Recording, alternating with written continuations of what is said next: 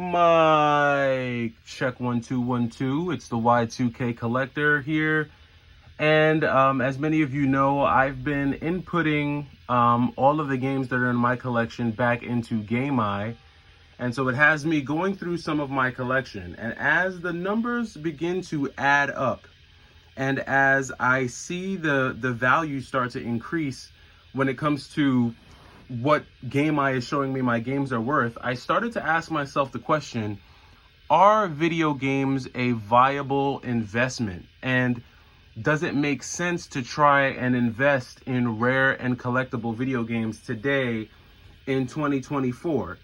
And I have two opinions on that, or basically two lines of thought when it comes to investing in video games and when it comes to spending money on some of these more rare video games.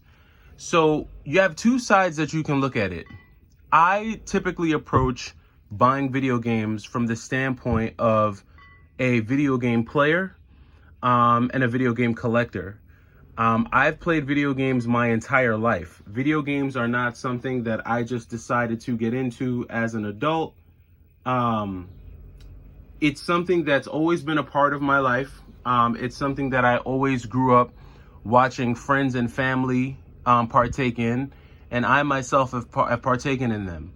Now, there are some systems like Sega Genesis games and Super Nintendo games that go all the way back to my childhood, because I remember watching my brothers play all of these games, and I remember having these games in my home back in the early 90s. Now, there are some games that I remembered my friends having growing up, and I just didn't have them because we couldn't afford them. So, like, later in my later elementary days, maybe 5th grade, I remember the Sega CD being out, but us just not being able to afford the Sega CD attachment, because the Sega CD was not its own system. It was an attachment that you attach to a Sega Genesis, like the one you see here. So we had the actual Sega Genesis. We just never had the CD attachment, just because it was an expensive attachment, and the games are expensive, and my parents just couldn't afford it. But I do remember this from back in my elementary days. Moving up to around junior high school, I remember when the PlayStation 1 and the Sega Saturn came out. And in my house, yes, my brother did have a PlayStation 1, so I do remember playing some of the PlayStation 1 games, but we never got a Sega Saturn. And Sega Saturn was the system that was really meant to compete with the PlayStation back in the day, like in my junior high school days.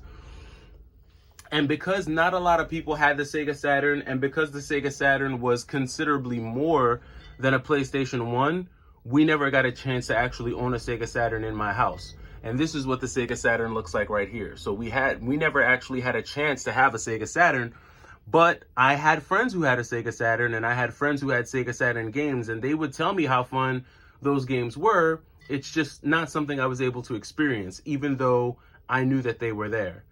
Now, once I got into around high school, this is where the Dreamcast and the PlayStation 2 became very, very popular. Now, I did have a Dreamcast in high school, and I played games like Power Stone 2, Marvel vs. Capcom 2. Those are games that I played religiously, and in fact, I actually won a tournament in high school for Marvel vs. Capcom 2. And don't ask me who my team was. I'm not going to give that away. But let's just say Gambit was giving people headaches. And I know for those of you who are hardcore Marvel vs. Capcom 2 players, you might be thinking, Gambit? Like, really? Gambit? There's so many more powerful characters in Marvel vs. Capcom 2.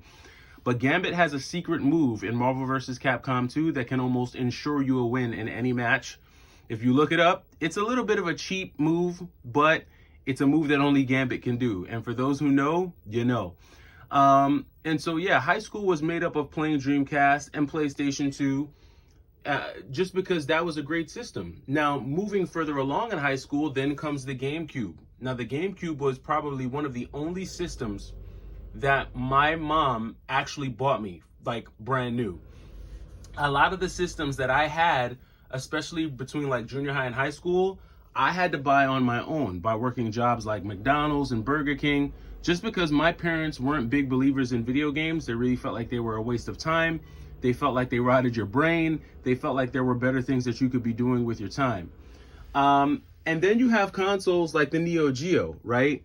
Which I never even saw, nor did I have any friends who had a Neo Geo, because the Neo Geo was so far outside of the budget of anyone that I knew that no one had a Neo Geo. And that's what the Neo Geo looks like, the AES. None of us had an AES, just because an AES was so far outside of our price range. Now, when I look at these games from the standpoint of just being a gamer and a collector, I say, yeah, even in 2024, if you're looking for that original experience playing on the original hardware, picking up some of these tickets were, I'm sorry, not some of these tickets, but picking up some of these games were just a blast from the past. And I think even in 2024, if you're looking for a nostalgic rush and you want to actually hold the cartridge, hold the game, and experience it one more time as an adult to relive some of those memories, then I think that it's worthwhile. Now, do I think it's worthwhile picking these games up in a complete in box fashion? Probably not. And that's what's going to take us to the other side of how you can look at this. If you're looking at this as not a gamer, but more so like as an investor, I do not think you should invest in collectible video games in 2024, because this is not a sound investment. Now, if you've been building a collection, if you've had a collection and you've gone to yard sales and garage sales, or maybe you've slowly built up a collection of, highly sought after games or collectible games over time, that's one thing, because, you're doing it slowly, you're doing it gradually, you're playing the games as you pick them up, you're beating the games as you pick them up, you're enjoying them, and then you're adding them to your collection. And if you choose to sell them at a later time, then you can sell them at a later time. But all of these games, I want to say almost all of the games that you're seeing here have dropped in value in the last 12 to 18 months. The high of purchasing video games and buying video games has long passed since the pandemic has gone by. And you're going to start to see where a lot of these games are continuing to drop in value. Now, someone might say, well, if they're going down in price, why wouldn't you go and buy them? Because these games, even before the pandemic, were priced extremely high, right? So even before the pandemic hit, a game like Guardian Heroes was going to be $175 to $200. Even before the pandemic hit, a game like Burning Rangers was going to be somewhere between $400 and $500. Even before the pandemic hit, a game like Last Resort was going to be $600. So when I say that these games are dropping in value, please don't think that I mean that these games are now $20 or $30. No, each and every one of these games easily goes for over $150. And I would say probably the most expensive game on the floor over here probably will go for somewhere in the neighborhood of $800. So the range that you're seeing with all the games that are out here on the floor right now are probably going to range somewhere between $150 and $800. And if you just do an average, so what's the average of that? Let's say each game on the floor right here averages between $200 to $300, and I've got 1, 2, 3, 4, 5, 6, 7, 8, 9, 10, 11, 12, 13, 14, 15, 16, 17, 18, 19, 20, 21, 22. So about 25 games. You do 25 times 3. Somebody help me with the math here, right? You're talking about over $7,000 probably just on the floor, $7,500. Are you really willing to spend $7,500 on these games? I don't think so. I think in this economy, you'll probably find folks who are more willing to spend $7,500 on a vacation to the Bahamas, or on a vacation to Hawaii, or maybe for something for your kids. Maybe you want to buy a new car. That definitely would be a much better investment. In my opinion, the video game market is way too volatile. It's way too niche. And it really has to be something that you love in order for you to get into it. I would not go out looking for rare and expensive video games just to have them as some sort of investment. Because when you buy these games, especially now, 9 times out of 10, they are going to go down in value. It doesn't mean that they're going to go to zero. It just means that you are not going to see the type of return on the investment that you're looking for. And if you're looking for a return on your money, there are much better ways that you can go ahead and get that return on your dollar.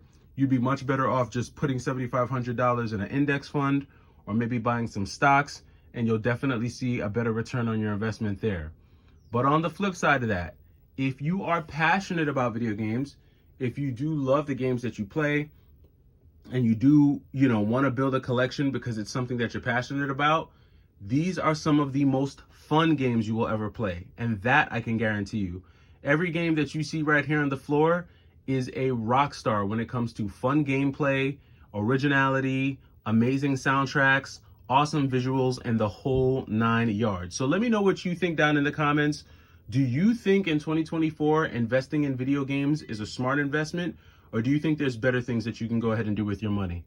It's the Y2K Collector showing you just a small portion of my collection.